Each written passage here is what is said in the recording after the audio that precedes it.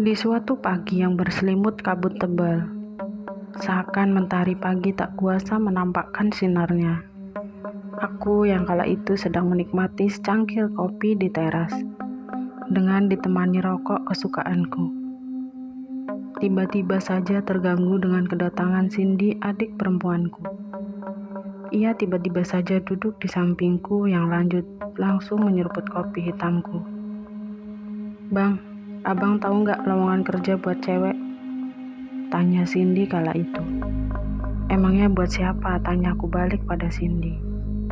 "Ya buat aku dong bang," jawab Cindy lagi dilanjutkan kembali menyeruput kopi hitamku. "Yakin kamu mau kerja? Kan kemarin bapak sama ibumu nyuruh untuk kuliah," jawabku sambil mengambil gelas kopi yang lalu aku habiskan dalam satu tegukan. "Enggak lah bang, aku mau kerja aja. Kayaknya asik kalau bisa pegang uang hasil kerja sendiri." "Ya kan bang," jawab Cindy dengan raut wajah yang sangat serius. "Ya udah, nanti abang coba tanyain sama temen-temen. Siapa tahu ada," jawabku sambil berjalan masuk rumah. Aku yang sehabis minum kopi pun lanjut kembali rebahan di kamar. Dari dalam kamar aku mendengar Cindy yang berteriak-teriak padaku. "Bang, nanti kalau ada langsung kabarin aku ya." Suara Cindy terdengar bagaikan knalpot trekking di pagi itu. "Dasar," sautku dalam batin. Aku pun langsung menulis story di WhatsAppku. Dicari lowongan kerja untuk cewek usia baru 16 tahun. Agak cerewet, pengalaman nol besar, tapi rajin.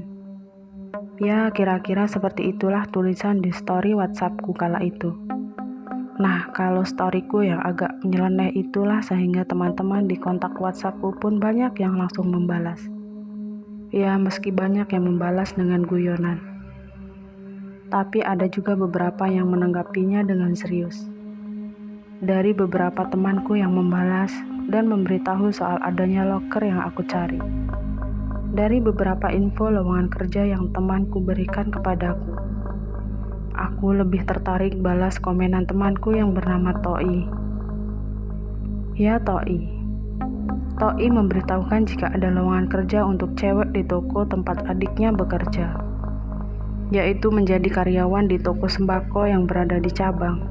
Adik Toi sendiri sudah hampir 2 tahun bekerja di sana. Dan kebetulan salah satu karyawan di toko cabang ada yang baru saja keluar, sehingga membutuhkan karyawan baru sebagai penggantinya. Dan dari penjelasan Toi lah aku yang tahu tentang seperti apa pekerjaan, dan jam kerja, dan lokasi toko yang dimaksud. Karena kebetulan lokasinya tidak terlalu jauh dari rumahku. Aku pun di sini tertarik untuk memberitahukan lowongan pekerjaan ini kepada Cindy. Dek, lu serius mau kerja?" tanyaku pada Cindy yang sedang rebahan di sofa, sambil mendengarkan lagu kesukaannya. "Serius, pakai banget," jawabnya singkat yang kemudian mematikan lagu kesukaan dari handphonenya tersebut. "Ini tadi ada teman abang yang ngasih tahu kalau ada lowongan kerja buat cewek jadi karyawan toko sembako," imbuhku kepada Cindy yang awalnya rebahan pun seketika mendengar ucapanku. Langsung bergegas duduk dengan wajah serius dan lanjut bertanya, "Di mana bang tokonya? Di mana?" Jawabku singkat. "Oke bang," aku mau jawab Cindy dengan mantap kala itu. "Yaudah nanti abang tanya dulu apa persyaratannya," kataku sambil berjalan menuju kamarku kembali. Singkatnya, setelah semua persyaratan sudah lengkap dan surat lamaran kerja itu sudah dikirimkan ke toko sembako yang berada di pusat, Cindy pun akhirnya diterima dan diminta untuk langsung berangkat ke toko yang ada di cabang pada hari itu juga. Aku yang waktu itu mengantarkan Cindy pun langsung memacu sepeda motorku menuju toko cabang yang ada di sulur tersebut, yang jaraknya tidak terlalu jauh.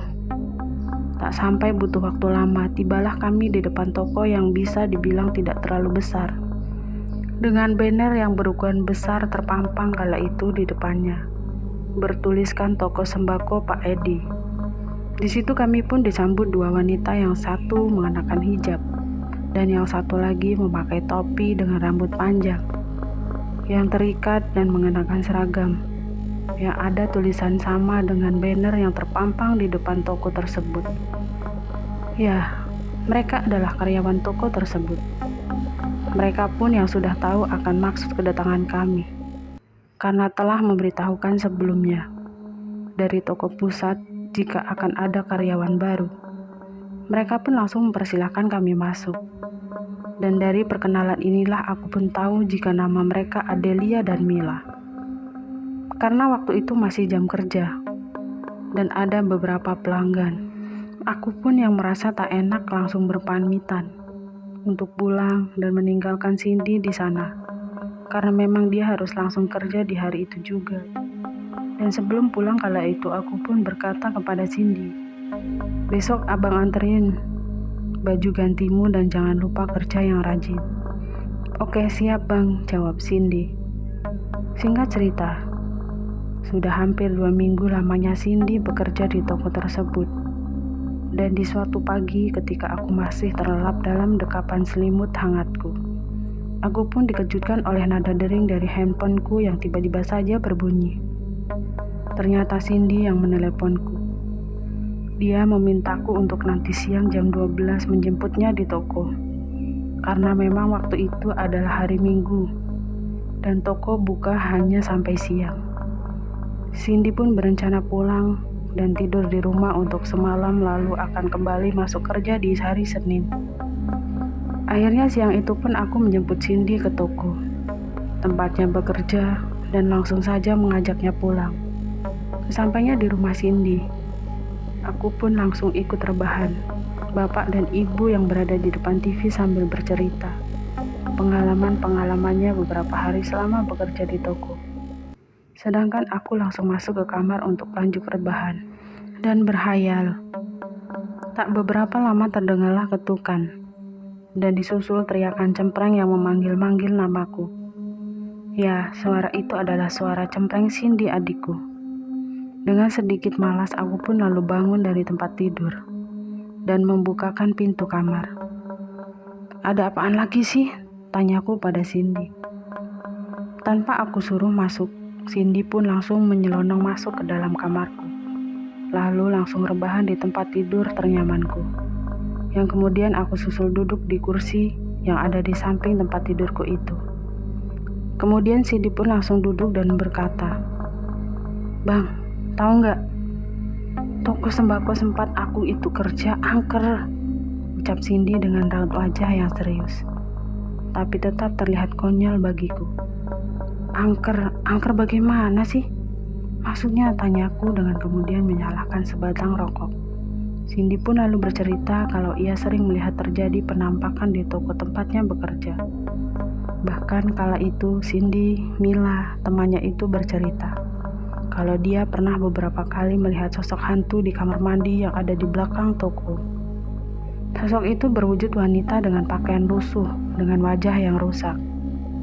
Mila pun juga pernah bercerita ketika sore hari waktu menjelang maghrib, ia yang hendak mengambil pakaian yang kala itu ia jemur, melihat banyak sekali sosok hantu dengan bentuk dan wajah yang sangat aneh berkeliaran di kebun pisang yang ada di sebelah toko. Dan tiba-tiba sosok itu secara bersamaan memandang ke arah Mila. Mila yang tak kuasa menahan rasa takutnya pun langsung jatuh pingsan waktu itu. Nah, ternyata Mila ini sebenarnya juga karyawan baru. Ternyata ia baru 1 bulan kerja di situ. Cuma Adelia saja yang bisa dikatakan karyawan lama, karena sudah 3 tahun ia bekerja di sana.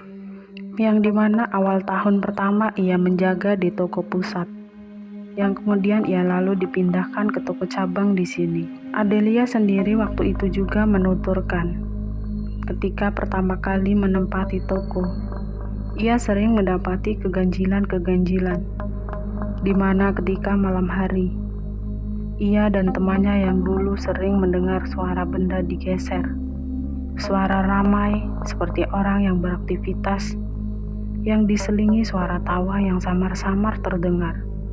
Sehingga itulah sebabnya karyawan di sini banyak yang tidak betah, lalu memutuskan untuk keluar. Adelia juga menambah kalau dirinya sendiri tidak pernah melihat secara langsung penampakan dari makhluk-makhluk astral yang berada di toko itu, melainkan hanya mendengar suara-suara saja tanpa melihat wujudnya. Pada awalnya Cindy tidak begitu percaya dengan cerita kedua temannya itu. Dia menganggap teman-temannya itu hanya ingin menakut-nakutinya. Tapi di sini Cindy pun pada akhirnya percaya setelah ia sendiri mengalami peristiwa mengerikan tersebut. Tepatnya 3 hari sebelum dia pulang ke rumah, di mana waktu itu sehabis Isya setelah menutup toko. Cindy yang hendak mandi pun dikejutkan dengan sosok pocong yang menggantung dari sudut pojok atas kamar mandi. Pocong itu tergantung dengan kepala di bawah dan berwajah sangat menyeramkan. Terlihat matanya yang hanya ada satunya melotot seakan-akan hampir keluar. Cindy waktu itu ketakutan dan langsung saja keluar dari kamar mandi dan menyusul kedua temannya yang kala itu sedang menonton TV. Di sini Cindy pun menceritakan apa yang barusan ia lihat di kamar mandi kepada sahabatnya tersebut, Adelia dan Melia. Orang yang paling tua di sana pun mencoba menenangkan kedua temannya itu dan memberikan sedikit nasihat kepada Cindy dan Mela. Sudahlah, gak usah takut. Niat kita di sini kan kerja. Yang penting jangan lupa sholat, perbanyak zikir dan doa. Kita harus percaya keberadaan makhluk gaib, tapi kita tidak harus mengimaninya. Itulah ucapan Amelia yang selalu Cindy ingat. Setelah selesai, Cindy bercerita, aku pun langsung bertanya, "Lah terus gimana, kamu masih mau lanjut kerja apa keluar?" "Ya lanjutlah bang, masa iya cuman gara-gara gitu doang keluar?" jawab Cindy sambil beranjak keluar dari kamarku. Hari Minggu itu pun berlalu, sehingga tibalah Senin di pagi di mana Cindy harus berangkat ke toko untuk kembali bekerja. Dan seperti biasa, suara teriakan cempreng Cindy Leah membangunkanku untuk segera mengantarkannya berangkat kerja. Karena memang sudah kesiangan, aku pun hanya membasuh muka dan langsung bersiap mengantarkannya. Tak butuh waktu lama, sampailah kami ke toko sembako tempat Cindy bekerja. Cindy pun langsung bergegas turun dari motor dan berlari-lari kecil masuk ke dalam toko yang memang sudah dibuka oleh kedua temannya.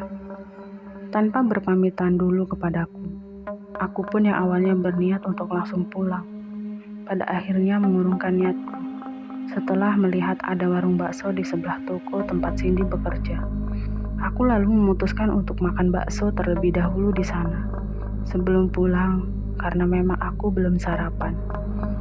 Setelah puas menikmati semangkuk bakso pedas dan segelas teh hangat, aku pun bergegas membayar dan beranjak keluar dari warung bakso tersebut dan menuju ke arah sepeda motorku untuk lanjut beranjak pulang.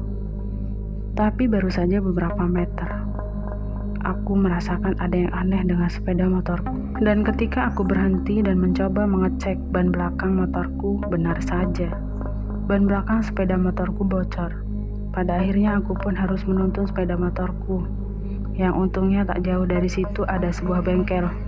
Aku pun bergegas membawanya ke sana, lalu menyuruh si pemilik bengkel itu untuk menambal. Sekedar basa-basi sambil menunggu selesai menambal ban motorku. Kala itu pemilik bengkel pun bertanya kepadaku, "Dari mana atau mau kemana ini tadinya mas?" Si pemilik bengkel bernama Pak Giman. "Oh, dari toko sembako Pak Edi pak," jawabku habis belanja. Tanya Pak Giman lagi. "Oh enggak, saya habis nganterin adik saya kerja," jawabku singkat. "Sudah lama adiknya kerja di sana," lanjut Pak Giman, sambil sesekali mengecek keadaan ban motorku. "Baru pak, 2 mingguan paling," jawabku lagi. "Semoga adiknya betah ya mas, dan baik-baik saja," lanjut Pak Giman lagi sambil tersenyum-senyum. Aku yang penasaran dengan maksud ucapan pemilik bengkel itu pun langsung bertanya, "Maksudnya kenapa? Gimana ya Pak?" Dan dari sinilah aku tahu tentang keangkeran toko sembako Pak Edi. Pak Giman pun lalu bercerita kalau sebenarnya lokasi bangunan toko sembako Pak Edi itu memang angker sedari dulu. Toko itu sebelumnya adalah sebuah salon kecantikan. Tapi beberapa bulan dibuka langsung ditutup pemiliknya dan kemudian dijual. Menurut kabar yang beredar, salon kecantikan itu ditutup karena pemiliknya selalu mendapatkan teror ketika malam hari. Pernah suatu malam, ada pelanggan wanita yang datang dan meminta potong rambut. Ketika pemilik salon itu menyisir rambut pelanggan wanita itu, ia pun terkejut karena rambut yang ia sisir tiba-tiba rontok, dan kulit kepalanya pun ikut terkelupas disertai darah yang bercucuran. Dan ketika pemilik salon itu melihat cermin di depannya, terlihat dari pantulan cermin kalau itu sosok wanita yang hendak ia potong rambutnya ternyata adalah kuntilanak. Disusul suara tawa yang mengerikan. Sontak pemilik salon itu pun pingsan, dan teror itu pun terus berlanjut sampai akhirnya pemilik salon memutuskan untuk menutup, lalu menjualnya. Yang mana pada akhirnya toko itu pun dibeli Pak Edi untuk dijadikan toko sembako. Sebenarnya teror dan penampakan tersebut tidak hanya dialami oleh pemilik salon waktu itu, yang kini menjadi toko sembako. Rumah joglo besar yang berada di samping toko sembako. Pak Edi yang sekarang ini pun kosong. Terbengkalai itu pun dulunya juga sempat digunakan untuk tempat praktik bidan, tapi dengan alasan yang sama, yaitu sering diteror dan melihat penampakan sosok-sosok makhluk astral yang menyeramkan, sehingga membuat pemiliknya pun memutuskan pindah dan membiarkan rumah itu kosong sampai sekarang. Aku di sini sempat bertanya pada Pak Giman, apa yang menyebabkan lokasi tersebut bisa segitu angkernya. Pak Giman yang sambil memasang ban belakangku, karena sudah selesai ditambal pun langsung bercerita. Menurut orang-orang yang ahli kebatinan atau spiritual dalam penglihatan mereka, ada istana atau kerajaan gaib di sekitaran toko Pak Edi. Lebih tepatnya di kebun pisang yang berada di area belakang toko tersebut. Dan menurut para ahli spiritual yang pernah diundang pemilik bangunan di sekitaran lokasi tersebut untuk mengusir sosok-sosok penunggu di sana. Kalau mereka semua itu tidak akan mau dipindahkan, karena memang di sanalah pusat kerajaan mereka. Bahkan para ahli spiritual pun memberikan gambaran kalau bentuk istana mereka sangatlah besar dan terbuat dari emas yang berkilauan. Dan penghuninya pun memiliki penampakan layaknya manusia di mana mereka memakai aksesoris seperti gelang, kalung, dan ada juga yang memakai ikat kepala berwarna hijau dan mahkota dari emas. Sedangkan pakaian yang mereka kenakan seperti kain jarik berwarna hijau. Kalaupun ada yang melihat penampakan sosok yang mengerikan itu, dikarenakan mereka sedang terganggu dengan aktivitas yang orang-orang lakukan di lokasi tersebut, ataupun hanya sekedar ingin menunjukkan kepada manusia mereka itu nyata adanya. Aku pun di sini kembali bertanya kepada Pak Giman, bagaimana Pak Edi bisa bertahan sampai sekarang? Di sini Pak Giman pun lanjut bercerita kalau Pak Edi itu di malam-malam tertentu selalu menyediakan sesajen serupa, berupa ayam ingkung, ayam utuh, kopi hitam dan beberapa amburampe yang mana diletakkan di bawah pohon nangka yang berada di belakang tokonya sebagai tanda meminta izin ke penghuni yang berada di sana untuk membuka usahanya. Maka tak heran jika toko sembako tersebut bisa bertahan sampai sekarang dan selalu saja ramai. Nah, bagaimana Bapak bisa tahu tentang semua itu? Tanyaku kembali pada Pak Giman. Pak Giman tersenyum dan lalu menjawab, saya tahu itu semua karena saya sempat bekerja sebagai penjaga rumah bidan yang berada di samping toko itu. Dan saya pun pernah 2 kali melihat Pak Edi meletakkan sesajen itu, yaitu waktu menjelang maghrib. Pak Giman pun lanjut bercerita, saya tahu soal adanya kerajaan gaib. Saya juga sudah beberapa kali mengundang beberapa paranormal untuk melakukan pembersihan di rumah praktik bidan yang saya jaga itu. Tapi ternyata gagal, dan semua paranormal pun memberikan penjelasan yang sama, yaitu di sini memang pusat kerajaan mereka dan tidak mungkin akan mau dipindahkan. Nah, karena terbawa dengan cerita-cerita yang disampaikan oleh Pak Giman, aku pun tidak menyadari kalau tukang tambal tersebut sudah selesai. mengerjakan pekerjaan sedari tadi. Ini mau langsung pulang apa mau pergi ke tempat lain lagi, Mas? Pertanyaan Pak Giman itulah yang membuatku tersadar kalau sepeda motorku sudah siap sedari tadi. Aku pun lalu bergegas berdiri dari dudukku tanpa bertanya lagi soal berapa ongkos tambalnya. Aku pun langsung menyodorkan uang 20.000. Karena memang di depan bengkel sudah ada papan yang bertuliskan tambal ban 15.000. Sesaat kemudian, terlihat bapak tersebut merogoh kantongnya. Beberapa kali sudah jelas mau mencari kembalian untuk uangku yang 20.000. Udah Pak, ambil aja kembaliannya. Sambil mengenakan helmku lalu melaju meninggalkan bengkel tersebut. Aku pun yang sudah mengetahui soal cerita misteri di toko sembako itu pun sengaja tidak menceritakan kepada Cindy. Aku khawatir jika nantinya Cindy malah takut setelah mengetahui semua itu. Cindy pun terkadang 2 minggu sekali pulang ke rumah. Masih sesekali juga ia bercerita padaku soal keganjilan-keganjilan yang ia dan teman-temannya alami ketika berada di toko. Mulai dari Mila yang melihat sosok nenek-nenek bongkok yang sedang menuntun anak kecil berjalan ke arah kebun pisang yang berada di belakang toko. Kadang di tengah malam terdengar suara ketukan yang berasal dari pintu belakang yang menuju ke arah kamar mandi. Bahkan barang-barang juga sering berserakan di pagi harinya. Meskipun teror itu sering Cindy alami bersama Mila dan Adelia, nyatanya mereka pun masih bisa bertahan selama ini untuk bekerja di sana. Sampai pada akhirnya Cindy pun mendengar cerita dari seorang ibu-ibu penjual sayur keliling soal adanya kerajaan gaib di belakang toko tempatnya bekerja. Mendengar cerita itu seolah-olah meruntuhkan tembok keberanian Cindy selama ini. Yang pada akhirnya setelah 3 bulan Cindy pun memutuskan untuk keluar dari tempatnya bekerja itu. Dan ketika Cindy bercerita soal dia mengetahui kerajaan gaib dari tukang sayur keliling, aku pun menjadi lebih yakin kalau yang diceritakan oleh Pak Giman si tukang tambal ban di hari itu juga benar adanya. Ya, sekian cerita dari kami. Semoga kalian semua terhibur.